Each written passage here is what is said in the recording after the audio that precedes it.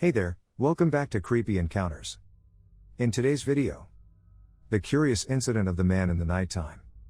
Guy pretending to work at resort we're staying at tries to enter our cabin. I ramble a lot so this might be unnecessarily long, but I think it has a worthy ending, so stay with me here, if you please. My creepy encounter occurred on the suburban outskirts of a major city in the early 00s. I believe I was nearly 13 at this time, and from a very small town myself. But my parents were divorced and I was spending a weekend with my father several hours away from home. He had remarried a lovely woman with a teenage son who had special needs, and had moved into her house. My stepmother was the sort of warm-hearted person who was always helping others out, so her home was a bit of a landing pad for those in need of a place to stay.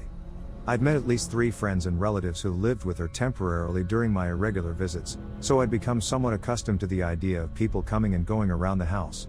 Even though we were in a suburban area, I found the city nerve-wracking. I'd grown up in very small towns, the sort of places where I'd come and go more or less as I pleased, my father always telling me to be cautious here, not letting me go for walks without a huge mag light to pummel would-be accosters with, etc., kind of freaked me out. The front door of the house opened to a short hallway, and the right side opened out onto sort of a den, which is where I had the misfortune of sleeping. The proximity to the door made me feel nervous and a little exposed, but hey, the city was weird for me. I was aware that I was being a little nervous and neurotic. We were having a late night in, and had ordered a surfeit of Chinese food to fuel us through long movies. It was probably closing on 2 a.m. when the adults retired to their bedroom, which was far on the other side of the house. Through the entry hall, across a huge open living room, and down another hallway. I slept on the couch in the den, which gave me a clear view of the door some 15 feet away. A dim light was on, washing the walls with enough light to see. I fell asleep. And then, presumably not too much later, I woke up. I heard a sound, and this was just my worst flipping nightmare. The door handle was turning, rattling. Surely it had been locked. I had been dead asleep fractions of a second before, now racing to process the situation. The door opened suddenly, and someone was coming through. I pulled my blankets over my head as much as possible, otherwise paralyzed with fear, but could still peek out. A man who looked to be about 30 stood in the entryway, and far from creeping in, he made his entrance very confidently, closing the door behind him and paying me absolutely no mind. By this point, we were firmly in creepy encounter territory, but I was at war with myself. Even in this situation, I was not one to come to split judgments, so while I was horrified that this was happening, I also wasn't sure he hadn't had a key, rattling at the door as he had. Was this visitor someone my stepmom knew? I was trying to rationalize this, in part because I couldn't think of any better options. We didn't have cell phones, and I couldn't get to my father's room without exposing myself fully. In retrospect, I could have gone out the front door, but I was frozen with fear and uncertainty. The man himself didn't seem menacing, outside of his unexpected entrance in the middle of the night. But I remained on high alert as he walked down the hallway, and heard him shortly thereafter in the kitchen, which shared a wall with the den and opened to it via a door that was currently closed. He was effectively behind me. I turned to face the wall, and listened to every sound so carefully, I could almost see what he was doing. He opened a drawer and fished out silverware. I heard the cabinet open, the ceramic clink of a plate sliding out. Now I was really unsure if our visitor was a friend, since he didn't seem to have any trouble finding his way around. A short pause, some shuffling, and I hear slurping. Apparently we left the Chinese food out.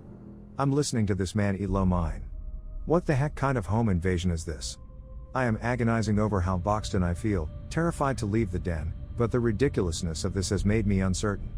And at this point, it all gets very fuzzy for me. I feel like I saw his face again, then his eyes passed over me, perhaps as he went back out the front door, but I can't be sure that isn't my mind trying to fill in missing details. I definitely fell back asleep. I know. I would definitely die in a horror movie. I really can't explain my actions here, and I cringe more than a little bit looking back.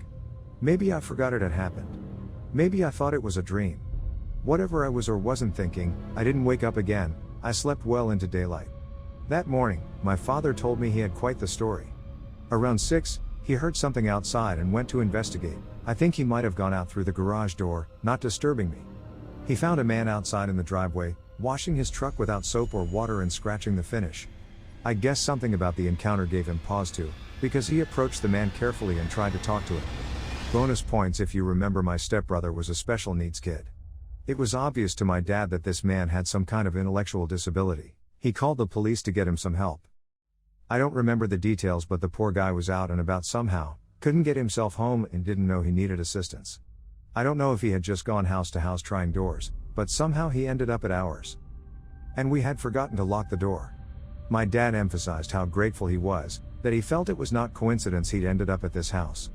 Someone else easily could have shot the man. This explained a lot about why I was so scared when he came in, but I also read no ill intent in him. I told my dad, "Oh yeah. He came into the house in the middle of the night and was eating Chinese food." He balked and demanded to know why I didn't wake him up. I explained on the one hand I didn't feel like I could get to the bedroom safely, and on the other, I wasn't even convinced he was an intruder. I felt like a bit of an idiot, but my instincts weren't entirely wrong, and fortunately neither were my father's, or this story might have had a very different ending.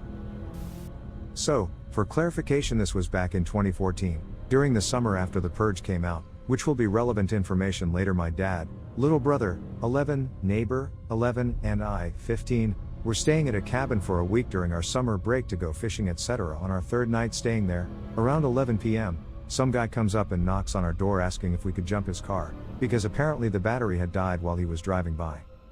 So my dad agreed to help him but told us to call the cops if he wasn't back in 20 minutes because our cabin was in the middle of the woods and he would have had no reason to even be that far down the road unless he was intentionally on his way to our cabin.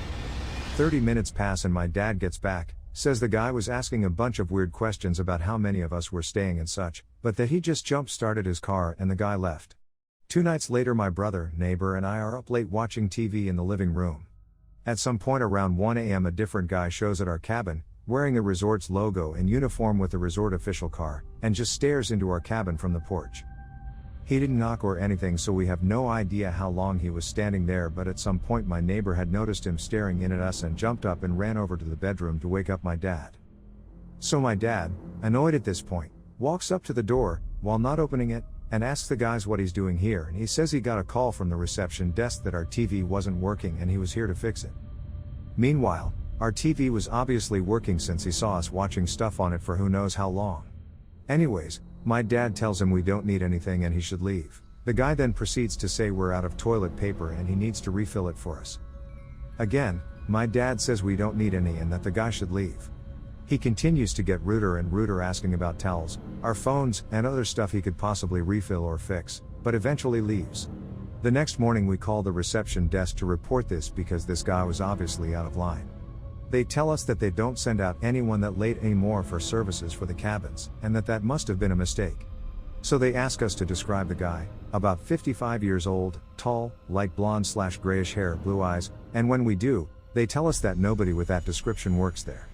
So at this point we're all extremely freaked out and trying to figure out who the hell he was and why he was there.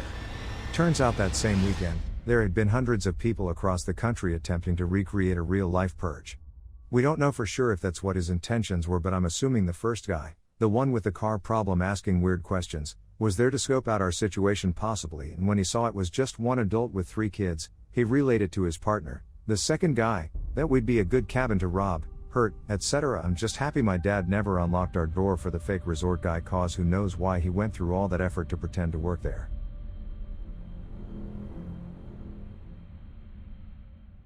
I hope you enjoyed the video. Please like and subscribe for more real-life creepy encounters around the world. See you in the next video. Bye.